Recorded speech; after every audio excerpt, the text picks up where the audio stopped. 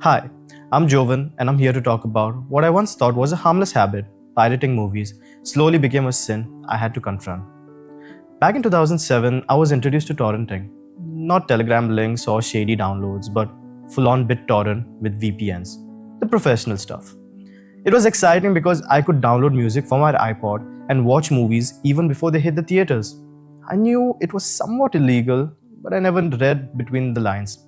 Still, there was always that tiny fear that the police would show up one day at my door. But like all habits, once became twice, and twice became an everyday thing. Torrenting slowly became my comfort space. Instead of wasting time on Google, I wasted it browsing the Pirate Bay, Lime Torrents, and all those sites. What was I even doing? Just scrolling endlessly through everything I could download. But around 5 years ago, while doing my masters, one of my professors introduced me to filmmaking, and one thing he said hit me hard. The worst thing for a filmmaker is when someone pirates their movie. At first, I brushed it off. I couldn't afford all those movie tickets. Why shouldn't I torrent? It's free. No harm done, right? But he explained that every time we buy a ticket, that money goes to the director and the hundreds of people who worked on the film. Torrenting steals that. Sure, studios may be big, but the people behind the scenes aren't always rich.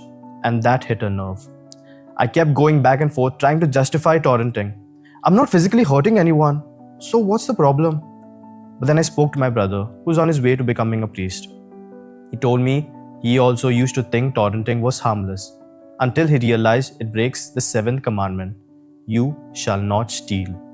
And suddenly, I couldn't justify it anymore, not in front of God.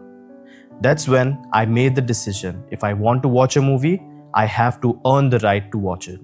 Even if it means paying for just one streaming subscription to watch that one movie and then canceling it. Even if it's inconvenient.